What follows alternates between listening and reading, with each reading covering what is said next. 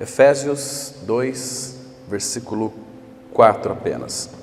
Do versículo 1 até o 3, ele está mostrando, ele começa dizendo que Deus nos deu vida. Então isso é dádiva, é graça, é um presente. Ele se deu por nós, Cristo. É Ele se dando para nós. Então isso é graça. Graça é Deus dando. Dando o que para nós? Salvação. Salvação sem Cristo não há salvação. Então Ele deu o Filho e na pessoa do Filho, como Ele é tudo, existe a salvação. Ele realizou uma obra plena e perfeita de salvação. E pela ressurreição nós ganhamos a sua vida. Então Ele vos deu vida. Quando que Ele nos deu vida? Quando nós estávamos mortos, os pecados, as nossas transgressões, ok? Aí ele vai dizer no verso 2 que nós andamos neste caminho de morte outrora. Graças a Deus por isso. E nós seguimos, irmãos, o curso deste mundo. Como o rio, ele tem um curso, e aonde que aquele curso que o rio vai, as águas também vai, e o rio também tem as suas curvas. E nessas curvas, para tudo quanto é tipo de tranqueira. Então, o caminho do mundo, o curso do mundo é um caminho. Quando de repente as águas são boas, maravilhosas, depois tem aquelas curvas, ali tem sofá velho, tem bebezinho que jogam, ficam ali, já encontraram muitas vezes nesses cursos dos rios, né? E nesse curso do mundo nós andarmos segundo o príncipe da potestade do ar, ou seja, a vida de um homem pecador sem Cristo, ela é governada não por si mesma, mas governada pelo diabo. Segundo Timóteo 2,26, a Bíblia diz que todo ser humano neste mundo, sem a vida de Cristo, está neste mundo fazendo a vontade do diabo, para cumprir a vontade dele. E as pessoas pensam que estão fazendo a sua própria vontade, mas não é nada disso. Elas fazem aquilo que o seu pai espiritual, Satanás, determina, segundo Timóteo 2, verso 26. Aqui, irmãos, esse espírito da potestade do ar, ele atua hoje nos filhos da desobediência. Os filhos da desobediência é os filhos de Adão. Romanos 5 vai dizer, como por um ato de desobediência de Adão, muitos se tornaram pecadores, e ali é todos, também por um ato de obediência, todos se tornarão justos. Muitos que falam ali, especificando que nem todos irão crer no Senhor Jesus Cristo. Então aqui era nós, entre os quais, verso 3, né? Todos nós andamos outrora, segundo as inclinações da nossa carne, fazendo a vontade da carne e dos pensamentos, e éramos por natureza filhos, não de Deus, mas filhos da ira, como também os demais. Então nós vamos analisar hoje aqui, irmãos, esse versículo 4, aquilo que está envolvido, porque o salmista fala que todas as nossas fontes estão em Deus. Tudo que Deus é, tudo que Deus criou, nós temos a nossa fonte nele, nós originamos do Pai, mas como o pecado entrou no mundo, houve uma separação, mas depois Cristo veio, então, como Cordeiro de Deus, para tirar o pecado do mundo, e foi isso que Ele fez lá no Calvário, de uma vez por todas. Agora aqui, irmãos, esse versículo 4, ele é lindo, e nós vamos parar um pouco nesse versículo aqui, e analisá-lo. Depois de tudo isso tem um mas. Mas Deus, sendo rico em misericórdia por causa, há uma causa aqui muito importante, do grande amor com que nos amou. Estando nós mortos em nossos delitos, nos deu vida, juntamente com Cristo, pela graça sois salvos, e juntamente com Ele nos ressuscitou, e nos fez assentar nos lugares celestiais em Cristo Jesus. Irmãos, essa palavra aqui no original por causa do grande amor. Amor, essa palavra aqui, amor, é ágape, é o amor agapau de Deus, é o amor incondicional de Deus, é o amor doador de Deus. Deixa eu explicar para os irmãos aqui. Essa palavra amor ágape de Deus, os gregos, eles tinham essa palavra como desconhecida, ou em outras palavras, nunca foi conhecida para eles a palavra ágape. Porque, irmãos, há uma palavra grega para falar do amor físico, que é o eros, também o amor sexual entre marido e mulher. Há uma palavra para os pais, grega, relacionado ao amor, que fala das afeições, das afetividades relacionais ali. Então, há também uma palavra grega para se relacionar, para falar entre amigos, que é filéu. Mas para os gregos, eles nunca descobriram, ou não descobriram porque essa palavra era desconhecida para eles, então eles nunca usaram a palavra ágape para amor. Para os gregos da época, ou mesmo antes de Jesus, era uma palavra desconhecida para eles, né? Então ela era muito desconhecida naquela literatura grega, né? Naquela literatura grega clássica, porque tinha 3 formas ali de eles lerem o grego, que era o koiné, que era o mais clássico. Então na leitura clássica dos filósofos, por mais que ele insistisse, procurasse, não havia essa palavra ágape para eles, porque essa aqui, irmãos, ela é uma palavra puramente bíblica e eclesiástica. É uma bíblica porque é uma palavra de Deus, em segundo lugar, eclesiástica porque é uma palavra que Deus é, em realidade, para se relacionar com o seu povo, a sua igreja.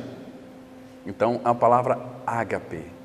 Então, uma forma de Deus nos se relacionar conosco é pela palavra ágape, pela palavra amor. Amor, a palavra fala aqui, 1 João 4,8, que Deus é amor. Deus é ágape. Então, como que Deus se relaciona com o seu povo? Não é pelo eros, não é pelo filéu, não é pelo amor estorge, mas é pelo ágape. Quando Deus se relaciona conosco por ágape, é Deus se relacionando conosco mesmo por aquilo que Ele é em essência. E o que significa a palavra ágape? É um amor sacrificial, um amor que não estabelece nenhuma condição para que Ele nos ame. Mas como então que essa palavra foi colocada no Novo Testamento grego como ágape? De onde que ela surgiu? Aqueles 70 irmãos da Septuaginta, quando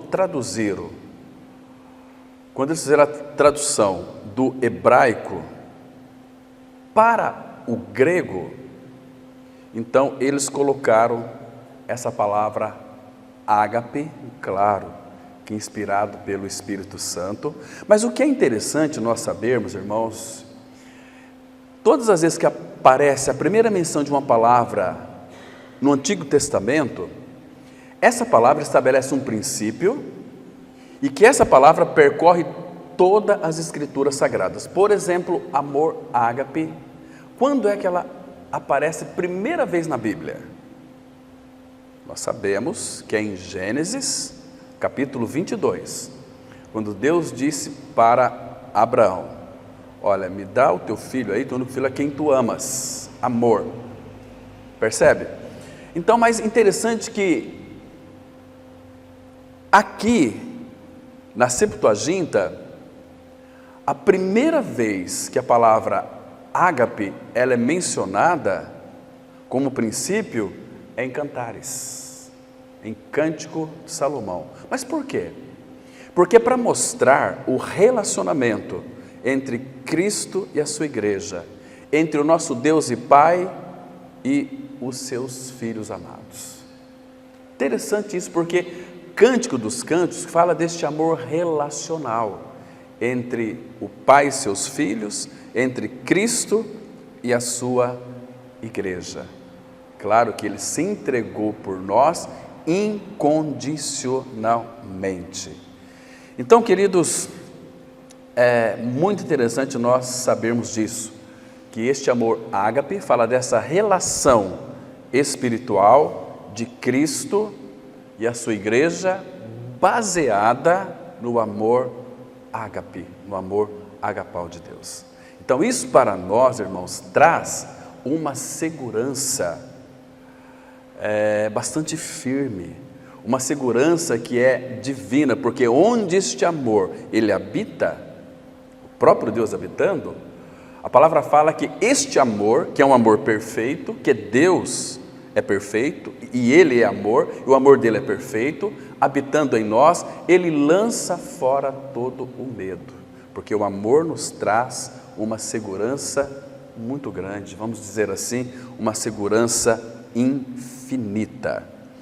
Agora, aqui nesse versículo 4, tem uma outra palavrinha também que, mas Deus sendo rico em misericórdia. Irmão, o nosso Deus, Ele é tudo aquilo que Ele se expressa na sua palavra, que Ele anuncia para nós na sua palavra, é que Ele é. Quando nós encontramos essa palavra aqui, misericórdia, claro que misericórdia não está sugerindo uma palavra que Deus, na sua infinita sabedoria, porque Ele é a sabedoria, Ele colocou para nós. Não é nada disso. A palavra misericórdia não é apenas uma palavra que expressa aquilo que o nosso Deus e Pai é, misericordioso. É Deus, Ele tem um coração que se compadece dos miseráveis. É o sentido da palavra misericórdia. Miseri é os miseráveis, córdia, coração, no hebraico, que significa, também envolve ali, está mesclada com a realidade espiritual do amor incondicional de Deus. Então, quando fala que Deus é misericordioso, mas Deus sendo rico em misericórdia não é porque Ele tem riquezas de misericórdia, é porque Ele, o nosso Pai, é rico e Ele é misericordioso. O que é misericórdia? Deus, o nosso Pai. Irmãos, vocês se lembram daquele texto de Lamentações, capítulo 3? Vamos dar uma olhadinha lá. Capítulo 3, vamos ver aqui, irmãos, o versículo 20, Lamentações de Jeremias, né? Vamos ler alguns versículos aqui do capítulo 3, que é muito interessante. Lamentações 3, o 22 e o 23. Olha que coisa interessante. Se você pegar aqui o versículo 24, como que começa o versículo 24? A minha porção é o Senhor, diz a minha alma, portanto esperarei nele. Ele é a minha esperança, então. Agora, qual que é o contexto da minha porção é o Senhor? Minha porção é Ele, é o próprio Senhor. Agora, o contexto é os versículos 22 e 23, que diz assim: as misericórdias do Senhor são a causa de não sermos consumidos, porque as suas misericórdias não têm fim. Renovam-se cada manhã, grande é a tua fidelidade. Então, olha que coisa mais gostosa, irmãos. O nosso Deus, Ele é misericordioso. Aqui, Ele, como é a nossa porção, nós temos a realidade espiritual, a misericórdia de Deus sobre as nossas vidas. E essa misericórdia, diz as Escrituras, como nós acabamos de ler, cada manhã ela se torna novinha sobre as nossas vidas. A noite passou, o dia de ontem, isto ficou esquecido no coração do Pai, uma vez que Ele está contemplando o sangue do Cordeiro, porque quando Cristo adentrou na glória, Ele se apresentou diante do Pai com o seu próprio sangue. O Pai, contemplando o sangue do seu próprio Filho, olha para nós com misericórdia renovada todas as manhãs. Por isso que a obra na cruz, ela é eficaz e ela é eficiente para cada dia. Primeiro, como uma segurança para nós. Segundo lugar, é que nós temos, irmãos, em nossas mãos, este evangelho glorioso da obra na cruz, que Deus ainda hoje está recebendo os pecadores que creem na obra consumada do Calvário. Percebe, irmãos, quão importante é isso? Porque o Pai a todo tempo, onde está o Filho hoje? No seio do Pai, com o seu próprio sangue, obra consumada. Então, por causa do Filho, quando a igreja proclama o evangelho da graça, e aqueles que têm os olhos abertos e creem nesta verdade, o Pai está recebendo os pecadores, aquelas ovelhas perdidas da casa dele. Porque ele disse aqui, como a irmã leu no Salmo, no Ezequiel capítulo 34, tem uma parte que fala que ele mesmo buscaria as suas ovelhas. E ele veio até nós. Primeiro fez com que nós conhecêssemos toda a obra do Calvário, e agora nós temos a incumbência de proclamar o seu amor mesclado com misericórdia. Porque tudo que ele é misericordioso. Queridos, a misericórdia, ela nos fez não apenas que Deus então aplacasse a sua ira, porque tem uma causa, é o amor. Lembra lá em Efésios 2,4? Mas Deus, sendo rico em misericórdia, ele é misericordioso. Mas por que ele tem misericórdia de nós? Tem uma causa, por causa do seu grande amor. Mas se Deus é amor, ele fala por causa do seu grande amor, então nós temos que entender, qual que é o grande amor de Deus?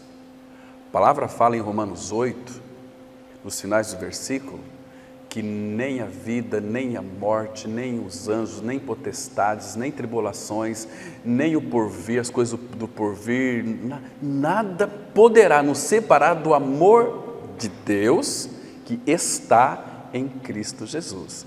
Mas Deus, sendo rico em misericórdia, por causa do seu grande amor, por isso que nós entendemos, 1 João 3,1, vede que grande amor nos tem concedido o Pai. Que amor que o Pai nos concedeu? Enviando o seu Filho, o seu próprio coração para cada um de nós. É o Filho. Por isso que ele disse lá em Ezequiel 36, 26, tirarei de vós o coração de pedra e vos darei o coração de carne. Que coração que foi dado para nós? Do Filho. Então o Pai está ansiosamente inclinando os seus ouvidos em nosso peito para ouvir os batimentos cardíacos do seu Filho Jesus, que está em nós, que habita em nós. Então os olhos do Pai estão constantemente no Filho, 24 horas por dia, todos os dias do ano, percebe? E a palavra tem um cântico que nós cantamos assim: o amor do Senhor nunca cessa, as suas misericórdias, e por aí vai, eu não me lembro a letra dessa canção. Mas, queridos irmãos, abra comigo, por favor, no livro do profeta Miqueias, capítulo 7. Miqueias, capítulo 7. Vamos ler aqui mais 2 versículos fundamentais. Irmãos, nós estamos lendo só aqui o Antigo Testamento por enquanto. Miqueias, capítulo 7, o versículo 18. Olha que versículo lindo nós temos aqui. Miqueias, capítulo 7, versículo 18 e 19. Observa aqui que lindo, irmão. Então o versículo 18 diz assim, vamos ler com bastante cuidado e atenção. Aqui está mostrando todo esse capítulo 7 de Miqueias, que Deus é misericordioso para com o seu povo. Agora aqui no fechamento deste livro, assim o profeta escreveu, inspirado pelo Espírito: quem, ó Deus, é semelhante a ti, que perdoas, aqui já está no passado, perdoas a iniquidade. Quando formos ler as Escrituras, vocês observam, irmão, quando está falando iniquidade no singular, iniquidade no plural. Aqui, irmãos, que convicção teve esse profeta para escrever, claro, inspirado pelo Espírito, quem é semelhante a ti que perdoas. Aqui está no passado, porque para Deus o Pai, Ele estava tão ansioso que nós conhecêssemos essa promessa, que na eternidade o Filho para o Pai já havia consumado a obra, que perdoas a iniquidade e te esqueces da transgressão do restante da tua herança. Quem é? Quem é, ó Deus, semelhante a ti, que perdoas a iniquidade e te esqueces da transgressão do restante da tua herança?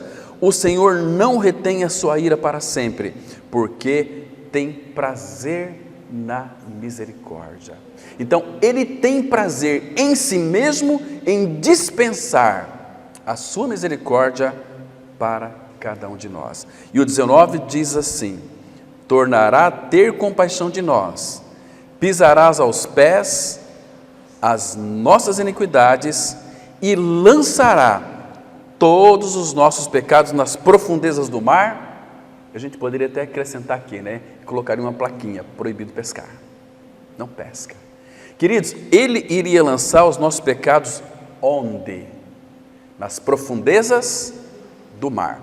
Se você ler, irmão, Apocalipse, você vai descobrir que na Nova Jerusalém o mar já não existe. O que Ele fez com os nossos pecados, irmãos? Nós vamos viver uma época com o Senhor sem a presença do pecado. O pecado foi tirado de nós. Hebreus 12, 1 diz que o pecado tão de perto nos assedia, nos rodeia. Não habita mais dentro de nós, mas está constantemente nos assediando, nos rodeando. Mas ele foi tirado de nós de uma vez por todas. Agora, irmão, no Novo Testamento, antes de ir para o Novo Testamento, vocês permitam ler mais um texto aqui sobre como que esse Deus é maravilhoso. Deuteronômio, capítulo 9. Vamos aqui ler com bastante cuidado alguns versículos para nós adentrarmos no estudo. Capítulo 9. Irmãos, aqui nós temos que fazer um link ou uma ligação do o que significa o povo de Israel entrando na terra de Canaã, porque para que o povo de Israel entrasse em Canaã, eles tinham que passar o Jordão, que significa descida, morte. Sem morte não existe Canaã.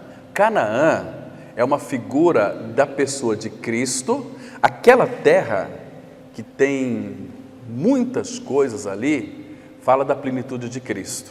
Canaã é uma figura de Cristo e da sua plenitude. Então, quando o povo de Israel saiu do Egito, e alguns, não muitos, mas poucos, passaram o Jordão e entraram em Canaã, eles adentraram na plenitude de Cristo. Por isso que Josué vai dizer o seguinte para o povo: todo lugar que pisar a planta do vosso pé, eu vos darei. Ou seja, vocês avançam em Cristo, quanto mais vocês conhecem a terra, mais eu vou dar para vocês. Quanto mais nós conhecemos a Cristo, mais nós vamos ter de Cristo. Vocês estão me compreendendo, irmãos? É importante sabermos isso. Quando você lê terra de Canaã, está falando de Cristo. O povo entrou na terra, mas a terra estava no povo também. Nós estamos em Cristo. Se alguém está em Cristo, é uma nova criatura. As coisas velhas já passaram. O Egito ficou para trás, o faraó ficou para trás. Estamos em Cristo. É uma nova criação. Entende, irmãos? Então, ele diz assim, Deuteronômio capítulo 9, versículo 1. Olha só como o Espírito insiste em que nós ouvimos aqui o que ele tem para nos dizer. Ouve, ó Israel. Israel é o povo do Senhor. Israel, no sentido espiritual, não são propriamente os que nasceram lá em Israel mesmo, são israelitas. Israel, o povo do Senhor, é aquele no qual o judeu, Jesus Cristo, habita dentro. Esses são os verdadeiros israelitas. Ouve, ó Israel, tu passas hoje. Essa palavra nunca é desatualizada, irmãos, que foi escrito há muitos anos atrás, está tão assim fresca para os nossos corações. Tu passas hoje o Jordão para entrares a possuir nações maiores e mais fortes do que tu, cidades grandes e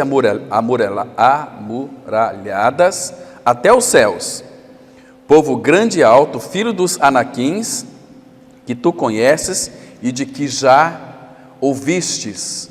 Quem poderá resistir aos filhos de Enaque? Deus está dizendo o seguinte: olha, vocês vão entrar em Cristo, na terra de Canaã, vocês vão entrar em Cristo para nós, mas, queridos, aí existem muitos gigantes.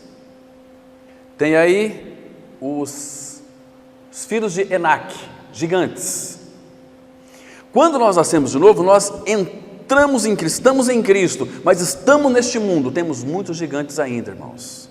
Temos o valente, Satanás, que ele retém ali os seus bens bem guardados, Satanás.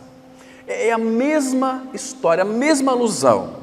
Agora então, vocês podem resistir aos filhos de Enaque? Quem de vocês podem? Quem de nós podemos lutar contra Satanás e vencê-lo? Não temos condições. Mas a palavra continua dizendo o seguinte: sabe. Olha só, esse sabe é uma palavra de encorajamento. Eu estou revelando para vocês algo muito importante, que é o segredo para vocês serem vitoriosos. Sabe, pois, hoje, então para a gente saber hoje, que o Senhor teu Deus é que passa adiante de ti. Que coisa linda. E aí ele continua: quem que é o Senhor? É fogo que consome, e os destruirá, os gigantes, os filhos de Enaque, e os subjugará diante de ti. Assim os desapossarás e depressa os fará perecer, como te prometeu o Senhor. Entende? Olha o 4. Quando, pois, o Senhor teu Deus os tiver lançado de diante de ti, não digas no teu coração: por causa da minha justiça é que o Senhor me trouxe a esta terra para possuir, porque pela maldade destas gerações é que o Senhor os lança de diante de ti. Não é por causa da tua justiça, nem pela retitude do teu coração que entras a possuir a sua terra, mas pela maldade destas nações, o Senhor teu Deus os lança diante de ti, e para confirmar a palavra que o Senhor teu Deus jurou a teus pais, Abrão, Isaque e Jacó. Então Deus fez uma aliança primeiro com Abraão, reiterou com Isaque e reiterou também com Jacó. E essa aliança, irmãos, quando fez com Abraão, era como se Deus fizesse conosco mesmo, porque ele disse que faria uma nova aliança com o seu povo, que tiraria de nós os nossos pecados e dele não se lembraria mais, né? Então nós viveríamos agora uma vida de realidade na terra, que é o nosso próprio Senhor. Nós entramos em Cristo, mas tem uma causa, é o seu amor, agapau, e a outra causa é a sua misericórdia. Lembra lá de 1 Pedro 1, versículo 3? Irmãos, vale a pena a gente ler esse versículo até nós decorarmos ele, porque este versículo, irmãos, fala da nossa regeneração. De novo, envolve uma palavrinha aqui muito preciosa. 1 Pedro 1, versículo 3. Irmãos, nunca se esqueçam dessas verdades preciosas e maravilhosas. Então, temos aqui o resultado do amor, que é a sua misericórdia.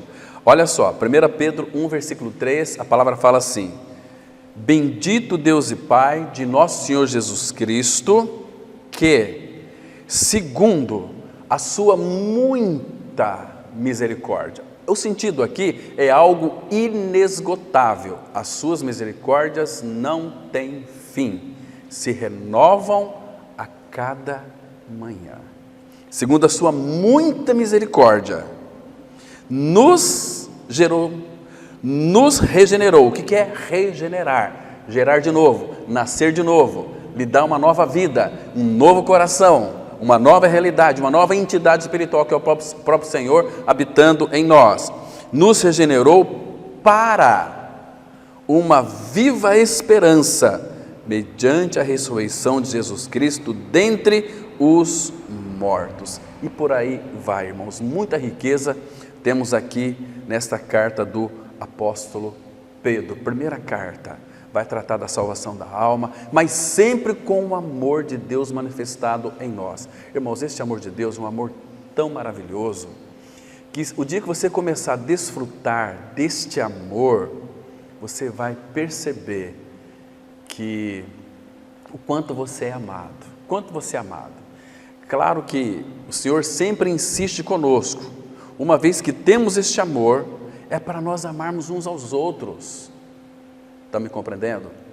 Como que este amor funciona na prática? Existem muitas ilustrações, mas eu quero contar uma aqui para vocês. Tinha dois irmãos, dois irmãos de sangue, e também eles eram irmãos em Cristo Jesus.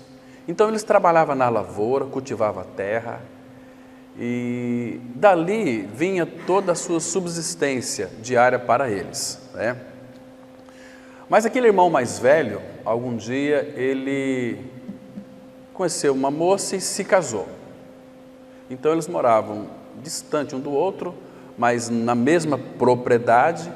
E aquele irmão casado ficava pensando, puxa vida, meu irmão agora sozinho, né? O que eu devo fazer para ele? Ele deve estar passando muita dificuldade. Então ele foi lá e no seu celeiro pegou um saco de grãos e de madrugada foi lá e colocou no celeiro do seu irmão e ia para casa dormir. Aquele irmão, o outro irmão dele, que recebia esses sacos, mas não sabia, ficava pensando, puxa vida, meu irmão agora está casado. E esse meu irmão deve estar sofrendo bastante, tem que trabalhar mais, né, para sustentar sua esposa também. Então de madrugada ele pegava um saco de grão e levava para o seu irmão, né? Até que um dia os dois se encontraram de madrugada. Muito interessante. Aí eles não falaram nada um para o outro, simplesmente se abraçaram e desfrutaram ali daquele momento tão precioso. O amor ágape de Deus é um amor que cuida, é um amor que Ele ama sem estabelecer nenhuma condição. Irmãos, com este amor que Deus colocou em nosso coração, é para nós amarmos, irmãos, os irmãos, e amar também aqueles que nos ferem, aquele que nos maltrata, porque, irmãos, se você amar aquele que te ama, qual é a tua recompensa? Os ímpios também fazem o mesmo.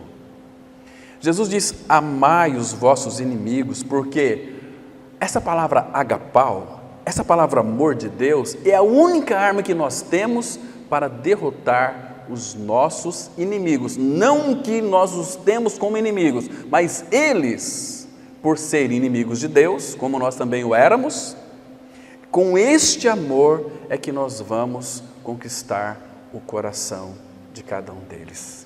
Com o amor de Deus, a maior arma deste universo nós temos. E Paulo dá até uma dica em Romanos 12, não te deixes vencer com o mal, mas vence o mal, vence o mal com o bem. Bem é bênçãos provenientes deste amor generoso do coração do nosso Pai para cada um de nós. Irmãos, isso é tão maravilhoso. Então, queridos, o amor, essa palavra ágape é um amor incondicional, sacrificial e biblicamente se refere ao amor que Deus é. 1 João 4,8, Deus é amor. Amor é uma doação, você se doando para o seu próximo, para o seu irmão. Amor é uma doação, doar tempo. Hoje vocês percebem, irmãos, que inclusive falando que só no meio cristão, hoje infelizmente muitos de nós não temos tempo para nos relacionar. Por quê, irmão? Simplesmente porque nós temos muitas coisas para fazer que não nos leva a lugar algum. O Senhor quer isso de nós, que nos amemos uns aos outros. E o amor é uma doação. E Ele se doa sem se doer. Por que sem se doer? Porque quando o amor de Deus está operando em nós, nós vamos amar sem esperar nada em troca. A gente sempre ouve de muitas pessoas dizendo o seguinte: eu fiz tantas coisas por aquela pessoa, amei tanto, e olha o que eu recebi em troca. Desprezo, nem liga mais para mim. Não, irmão. O amor incondicional é aquele amor que se doa sem querer nada em troca. Porque se há um amor que você ama e espera algo em troca, significa que você está amando não com o amor de Deus, mas com o amor anímico, com o amor dos afetos naturais. Entende, irmão? Por isso que Jesus disse assim: quem amar pai e mãe mais do que a mim, não é digno de mim. Quem amar filho e filhas mais do que a mim, não é digno de mim. Percebe? Então Ele quer um amor totalmente para Ele, um amor que é conquistado, um amor que Ele já nos deu para nós amarmos. Mas nós temos sim que amar nossos pais, mas na medida do amor de Deus, nem mais nem menos. Primeiro é o Senhor. Em primeiro lugar, amarás, pois, o Senhor teu Deus de todo o teu coração, de toda a tua força, de toda a tua alma, de todo o teu entendimento e pensamento. E aí depois vem, é o seu próximo como a ti mesmo. Ele requer exclusividade, Ele requer para nós, irmãos, Ele requer que nós então o amamos de uma maneira a priorizá-lo, a ter este amor como primazia em nossa vida. E este amor ágape é um amor assim, que fala de um amor arrancado do coração pela preciosidade do objeto amado. Deus, quando enviou seu Filho Jesus, é como que Ele abrisse seu coração, arrancasse o seu coração e desse para cada um de nós. Este é o sentido do amor sacrificial de Deus, porque Ele deu o Filho para vir a este mundo, para nos alcançar, para nos buscar, para morrer a tua morte espiritual. Queridos, que maravilha de amor é este? Então, esta é a ideia inerente da proclamação do amor do Pai para cada um de nós. Lembra que Ele disse lá: este é o meu Filho amado. Este é meu Filho amado. Ágape é um amor que foi demonstrado por cada um de nós ali no Calvário. Então, irmãos, ágape é o amor de Deus, é o amor que Deus é. Ágape não é um amor de afeição humana, não é um amor de afeição humana, mas é um amor divino, um amor que é dado por Deus, ordenado por Deus, produzido como fruto no coração de um santo rendido pelo Espírito Santo de Deus. E Paulo vai dizer o seguinte, Romanos 5:5, o amor de Deus é derramado, o amor de Deus é derramado em vossos corações pelo Espírito Santo que nos foi outorgado, que nos foi dado. Então, amados, devemos então vestir sempre com o nosso trato de uns para com os outros em amor, em amor. Uma das coisas que me chama muita atenção, vocês estão abertos em 1 Pedro? Abram no capítulo 5, versículo 5. Queridos, tem aqui um aspecto muito interessante que o apóstolo Pedro, quando ele escreveu sua carta, Pedro escreveu simplesmente baseado somente em experiências, irmão. Aqui não vai pensar que Pedro escreveu aquilo que ele quis escrever. Cada palavra que Pedro colocou aqui, nós vamos descobrir que essas palavras do apóstolo Pedro, inspiradas pelo Espírito, foi das experiências que ele ganhou e vivenciou, por isso ele ganhou, com o nosso amado Senhor Jesus. Então ele colocou para nós de uma forma tão linda. Irmãos, nós precisamos, com a ajuda do Espírito do Senhor, vivenciar este amor de Deus que nos leva a sermos humildes.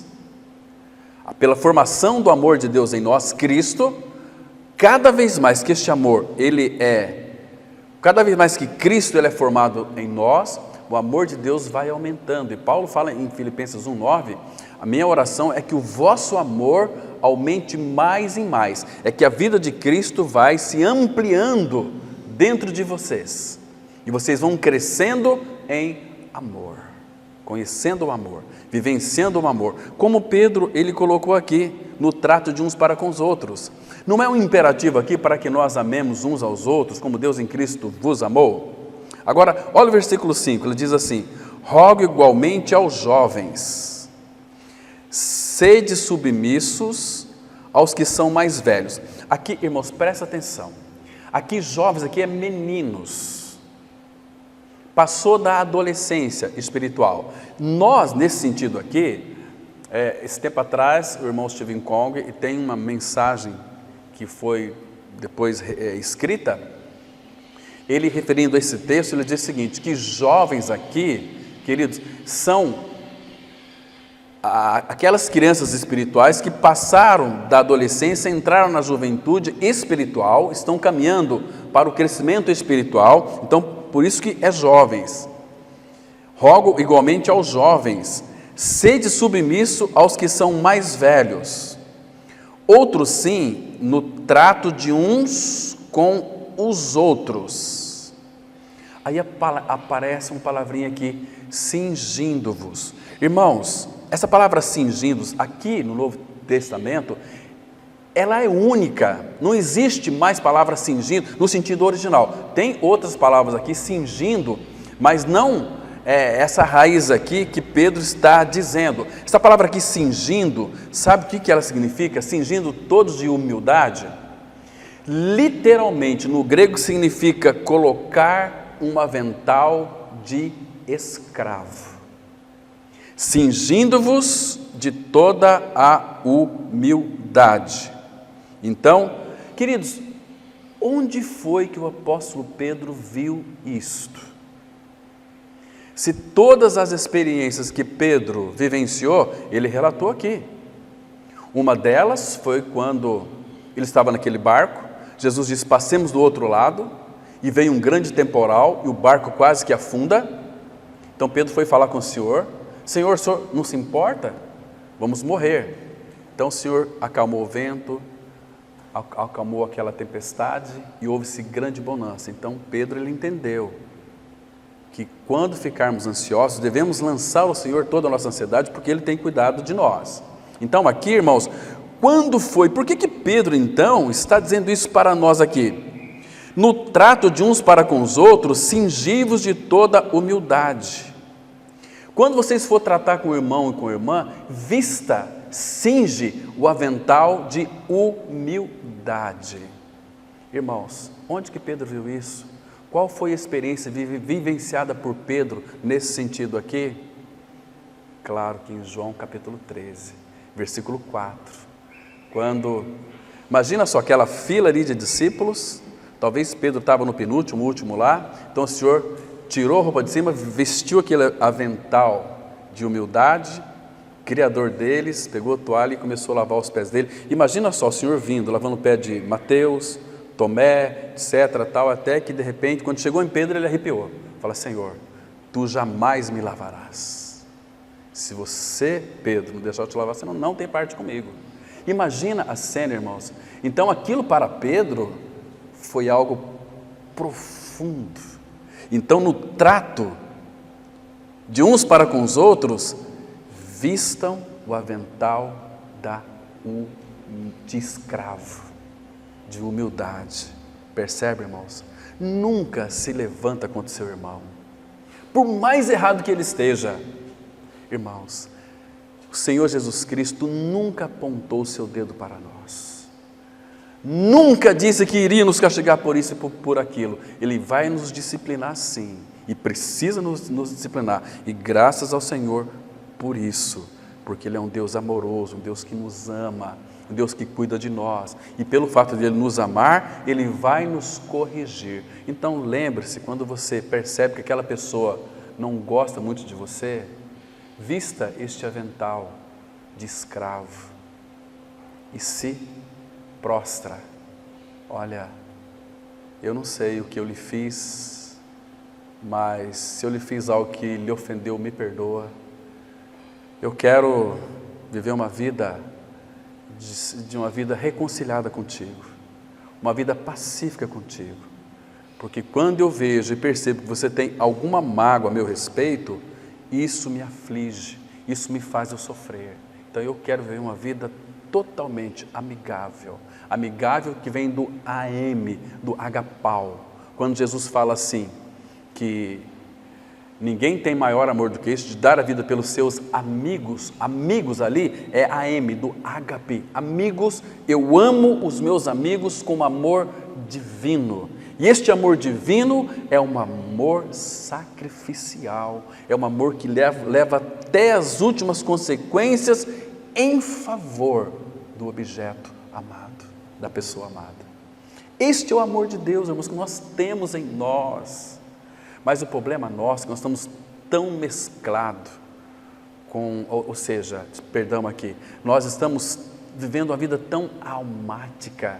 Nós queremos amar as pessoas com as nossas afeições naturais. Quando existe isto em nós, irmãos, querer amar os irmãos com afeições naturais, porque o amor de Deus está acima das afeições naturais, elas têm que ser governadas e controladas pelo Espírito. Ele não quer tirar as afeições de nós, mas eles querem tratar com as nossas afeições, para nós amarmos nossos familiares, amar os nossos irmãos, mas na medida adequada que Ele, de fato, assim o deseja. Não amar mais do que ao Senhor. Entende, irmãos? Agora, com os nossos irmãos, podemos amá-los com um amor verdadeiro, um amor que não seja dissimulado, um amor real. Falávamos ontem com os jovens sobre a questão de, mesmo pessoa nascida de novo, o apóstolo Pedro foi um dos homens que ele disfarçava muito, ele dissimulava muito. Quando ele estava ali juntamente com os gentios, ele era um gentio no meio de todo mundo, mas quando chegou Paulo, ele se afastou e queria obrigar os gentios a viver como os judeus. Paulo falou, olha, você está dissimulando, Pedro, você está disfarçando, não tem razão para isso. Sendo tu judeu, vive como com os gentios, por que você obriga os gentios a viver como os judeus? Para de ser um dissimulador, na frente de todos. E Pedro não abriu a sua boca, porque ele sabia que a correção do apóstolo Paulo era vinda direta do coração do Pai para com o apóstolo Pedro. Entende, irmãos? Isso é maravilhoso. Então, quando a gente tem esta ideia, irmãos, o problema nosso é que quando as pessoas nos corrigem, nós queremos ver, morar até com o diabo, mas não com aquela pessoa, não é assim? Nós somos muito dodói, irmãos, nós somos muito carentes de afetos, nós somos um povo estranho, um povo esquisito, um povo doído, um povo ressentido, isso gera amargura em nós. Que bom quando Deus nos corrige. Como que Deus vai nos corrigir? Você errou, então Ele pega o chicote, leva você num cantinho lá e te bate lá? Não, irmão. Ele vai usar um irmão, uma irmã para tratar com você. E você quer distância daquela pessoa. Sabe o que isso significa? Você quer distância da correção de Deus. E louvado seja o Senhor por aqueles irmãos e irmãs que aceitam a correção que vem da parte do Senhor, irmãos. Nós não somos dono de nada e nem de ninguém. Nós somos livres em Cristo e livres para amar. Amar incondicionalmente. Então nós temos que vestir essas vestes de humildade, esses aventais de humildade, para poder suportar uns aos outros. Vamos ler um texto, Colossenses capítulo 3, verso 14. Irmãos, a Bíblia ela é tão clara, irmãos, é nós que temos um coração duro, nós que não nos prostramos. Vamos ler o 12 e o 13, olha que interessante. Aqui é a mesma ideia, mas dita de uma forma diferente pelo apóstolo Paulo, mas a ideia aqui é a mesma, porque o Espírito Santo, ele não quer gerar em nós confusão, ele quer que nós sejamos homens e mulheres que experimentam este amor ágape e vivencia este amor ágape em nossa prática. Olha só o versículo 12, Colossenses 3,12. Revesti-vos, pois, como eleitos de Deus, santos e amados. Que coisa deliciosa! Nós somos santos e somos amados por aquele que é o Deus de amor. Santos e amados, de ternos afetos de misericórdia, de bondade, de humildade, de mansidão, de longanimidade. Olha só, isso que nós já temos em Cristo. Versículo 13: suportai-vos uns aos outros, perdoai-vos mutuamente. O que é perdoar mutuamente? Você está de cara amarrado com uma pessoa porque ela lhe feriu, e ela vem e lhe pede perdão, e você perdoa, mas você não quer se relacionar com ela, então não houve perdão.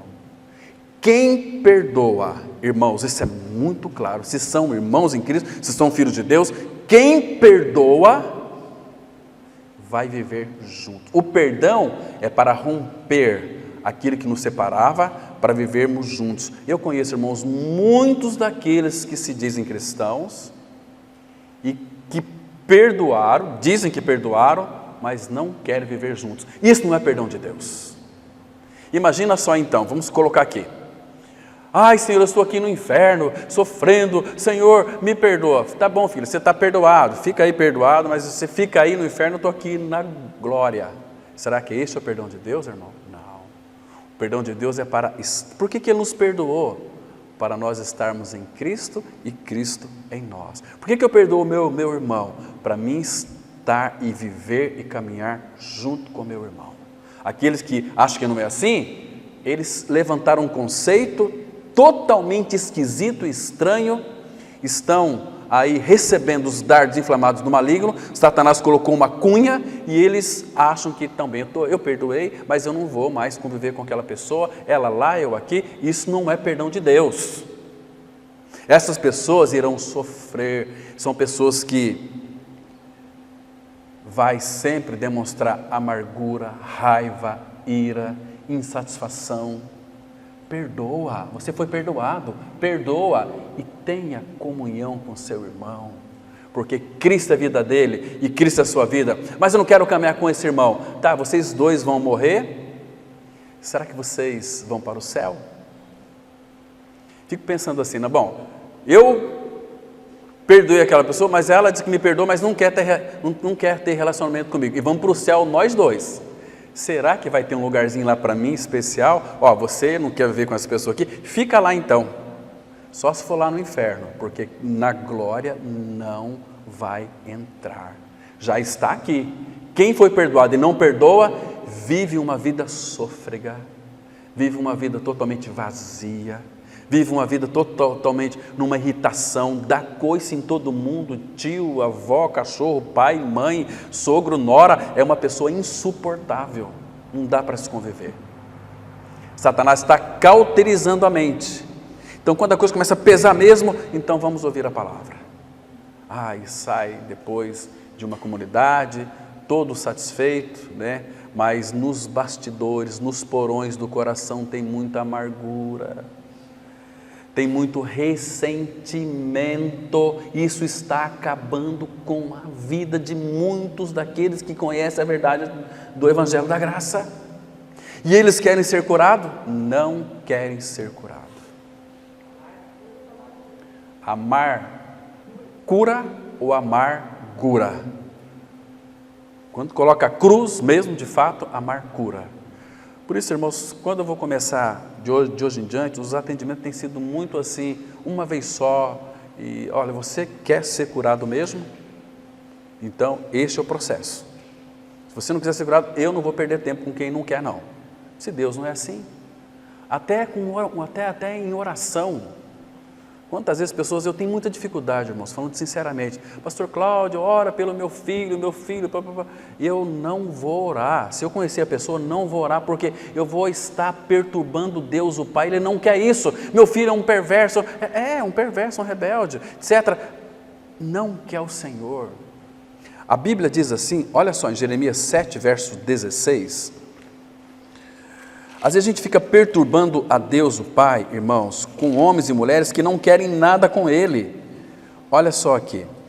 Olha, lá em Isaías também vai dizer a mesma coisa. Em muitos livros aqui nós temos que Deus não vai ouvir. Então, para quê? Jeremias capítulo 7, verso 16, diz assim: Tu, pois, não intercedas por este povo, nem levantes por ele clamor ou oração, nem me importunes, porque eu não te ouvirei. Olha o 17: Acaso não vês tu o que andam fazendo na cidade de Judá e nas suas de Jerusalém? Os filhos apanham a lenha, os pais acendem o fogo, e as mulheres amassam a farinha para fazerem bolos à rainha dos céus, e oferecem libações a outros deuses para me provocarem a ira. Você vai interceder por esse povo? Eu não vou te ouvir. E assim também por aqueles que são perversos. Nós temos que pregar. Você tem que, olha, irmãos, peça ao Senhor discernimento espiritual para saber para quem você vai pregar.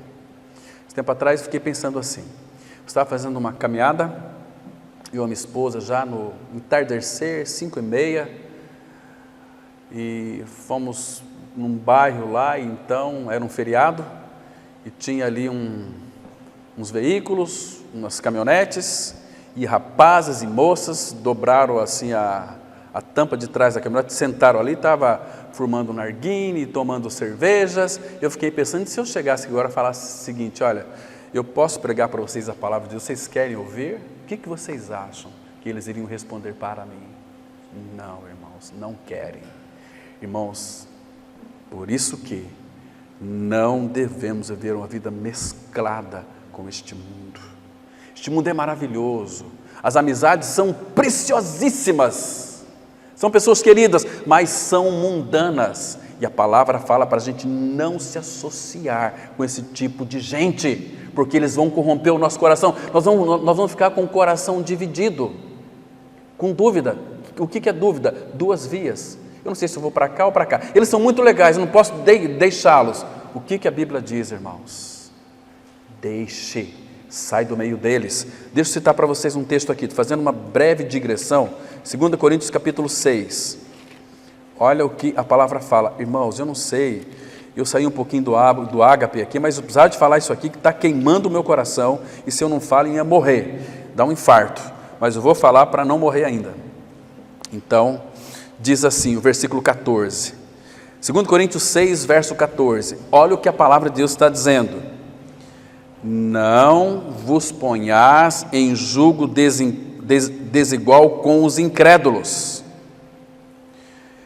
Julgo desigual que em tudo, em amizades, ou quando nós não obedecemos essa palavra, nós estamos obedecendo a Satanás, que sopra.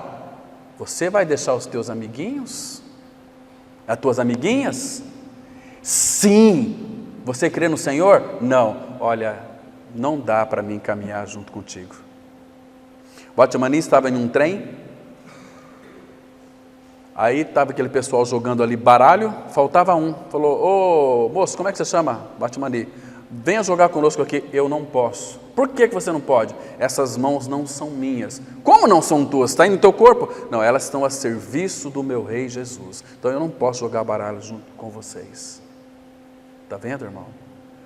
Não vos associeis. Porquanto, que sociedade pode haver entre a justiça e a iniquidade? Ou que comunhão da luz com as trevas? Se você é luz, quando você se relaciona ou tem mais prazer com os ímpios, está dizendo que você ama as trevas, não a luz. E ele continua dizendo, olha o 15, irmãos, isso aqui é doído, mas é palavra de Deus. Que harmonia entre Cristo e o maligno, julgo desigual. Qual é a harmonia, irmãos? Não vai dar certo. É mais fácil ele puxar para o inferno do que você trazê-los para o reino. Ou que união do crente com o incrédulo? Que ligação há entre o santuário de Deus e os ídolos? Porque nós somos santuário do Deus vivente, como ele próprio disse: habitarei e andarei entre eles, serei o seu Deus e eles serão o meu povo. Por isso, Olha aqui, irmãos, imperativo: retirai-vos do meio deles, separai-vos, vivam a vida santa, diz o Senhor. Não toqueis em coisas impuras, e eu vos receberei. Serei vosso Pai, e vós sereis para mim filhos e filhas, diz o Senhor Todo-Poderoso. Sai do meio deles. Irmãos, parece que a gente escuta e não entende. Às vezes, tem um livro que ele conta uma ilustração, o John MacArthur, ele conta o seguinte, que às vezes nós pregadores somos como aquele palhaço. Havia na cidade um vilarejo, um palhaço, era muito divertido e fazia muitas palhaçadas, claro, mas um dia o circo pegou fogo e estava ventando e se alastrando, ele saiu gritando igual louco: olha, gente, foge daqui, porque está pegando fogo em umas casas vizinhas, no circo vai tudo pegar fogo, todo mundo kkkkkkkk, risada de canto de boca, é palhaço, né, etc. Às vezes nós nos parecemos aquele palhaço. Pregamos a palavra, mas os nossos ouvidos são incircuncisos. Joel vai dizer: rasgai o vosso coração, não as vossas vestes, para que essa palavra penetre e nós ouçamos a voz do Senhor. Então, irmãos, e o 7:1 diz assim: tendo, pois, ó amados, tais promessas, purifiquemo-nos de toda impureza, tanto da carne como do espírito, aperfeiçoando a nossa santidade no temor de Deus.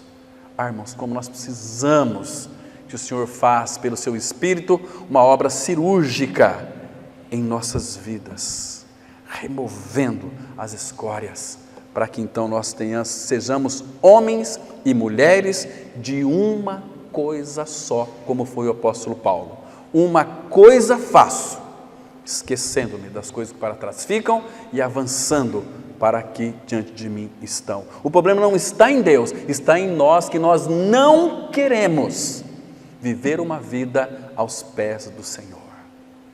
Não é assim, irmãos? Então, o que nós somos, irmãos? Será que eu e você, vivendo uma vida mesclada com o mundo, nós seremos aceitos pelo Senhor? Não, jamais. Porque continue o impuro na sua impureza e o santo a santificar-se cada vez mais. Então, irmãos, nós precisamos, com a ajuda do Senhor, porque você sozinho você não vai conseguir, rogar a Ele para que Ele então lhe dê a capacidade e habilidade para ser um filho obediente. Ou seja, para que então o Pai manifeste o Filho em nós, mas para que o Filho se manifeste em nós, existe uma cruz, levando sempre, por toda parte, o morrer de Jesus, para que a vida de Cristo se manifeste em nossa carne mortal.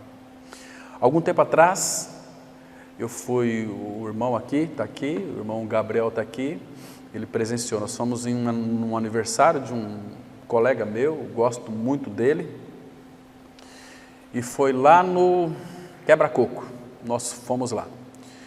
Interessante, irmãos, que vamos lá, um almoço muito gostoso, era de aniversário de 60 anos desse nosso amigo.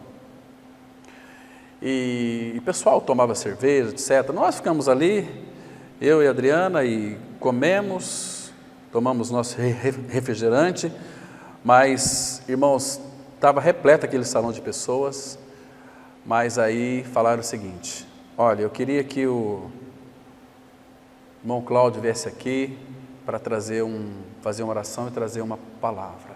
No meio de todas aquelas pessoas lá, houve-se um silêncio, parou, falamos um pouquinho da obra consumada no Calvário e oramos e amém. Não sei em quem pegou aquela palavra, mas eu vejo, irmãos, que Deus às vezes nos coloca em um lugar, não é por acaso, porque na vida de cristão eu entendo que nada é por acaso. Agora, se nós mesclarmos com as outras pessoas, aí sim é um perigo muito grande. Mas você pode estar, desde que você seja uma testemunha de Cristo naquele local. E se você for uma testemunha viva de Cristo ali, nunca ninguém mais vai lhe convidar, porque você é um incômodo para aquelas pessoas. Você tem no seu interior todo este amor de Deus, que é o próprio Deus habitando na sua vida, no seu coração, aí dentro de você. Então, queridos, por isso que essa palavra ágape, ela pode envolver algumas vezes emoção, mas sempre ela envolve ação. O amor ágape é um amor que age. O amor de Deus é um amor que está fora de qualquer cálculo.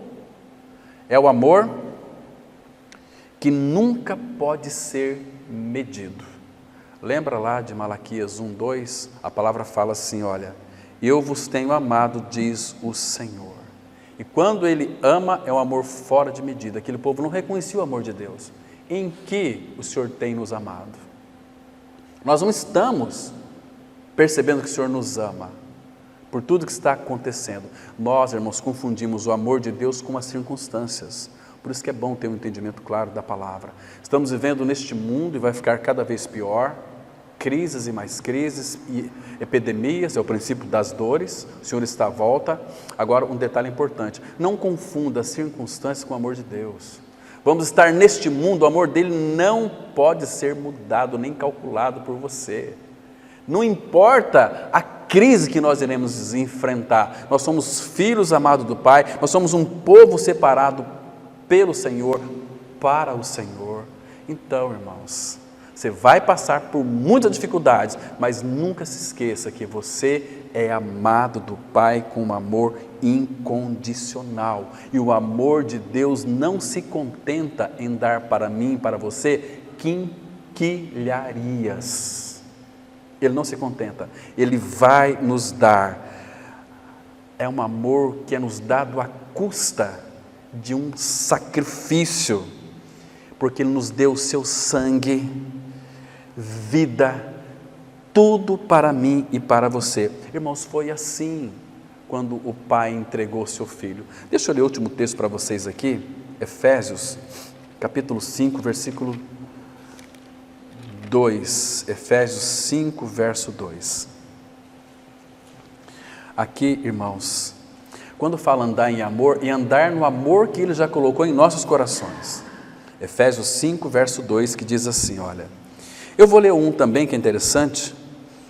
Sede, pois, imitadores de Deus como filhos amados. Este filhos amados é que Deus nos ama, é com amor de afeição? Não, é com amor que o levou até as últimas consequências, com amor sacrificial. Aí o 2 diz assim, e andai em amor, como também Cristo nos amou. E agora, olha aqui, irmãos, e se entregou a si mesmo por nós, como oferta e sacrifício a Deus em aroma suave. Irmãos, aprecie essa palavrinha aqui. Cristo nos amou e se entregou a si mesmo por cada um de nós. Por quê? Porque Ele te ama. Irmãos, deixa eu fazer uma pergunta para vocês aqui. Como que você acha que Deus amou o Filho? Quando o Filho ouvia do Pai assim, ou quando Deus falava com o Filho para todos ouvirem, e nós também ouvimos essa palavra, este é o meu Filho amado, nele eu tenho todo o meu prazer. Como que Deus o Pai ama o Filho? Jesus Cristo não é Deus? É Deus. Então como que Deus o Pai ama Deus o Filho? Como que é este amor? É um amor que não tem fim. Agora, eu falei que era o último texto, mas é o penúltimo. Nós vamos encerrar aqui lendo João capítulo 15, deixa eu ler 2 versículos, João 15, olha aqui o tamanho deste amor. João 15, versículo 9, que diz assim, irmãos, que coisa preciosíssima. João 15, 9 diz assim a palavra, como o Pai me amou, também eu vos amei. Como o Pai me amou, olha aqui, irmãos, é para você e para mim. Como o Pai me amou, Jesus Cristo está dizendo para nós, como o Pai me amou, como o Pai me amou, também eu vos amei. E o que Ele pede para nós aqui? Permanecei no meu amor. Queridos, permaneçam neste amor com que eu vos amei. Amém. Vamos orar. Nosso Pai, obrigado porque Tu és um Pai tão amoroso e misericordioso. Por causa do Teu grande amor com que nos amou, Tu nos libertou plenamente do pecado, introduziu em nós o Teu amor. Pai, agora nos firma, Pai, nos ajude. Pai, não permita que nós venhamos a deixar este amor, que sejamos homens e mulheres que permaneçamos no Teu amor. Ensina-nos, ó Pai, a lambuzar neste amor. Obrigado, Pai, pela Tua palavra tão clara, tão enriquecedora. Muito obrigado, porque cremos que ela não voltará para Ti vazia, mas fará aquilo que Ele apraz e prosperará para a qual foi designada. Em Cristo nós oramos.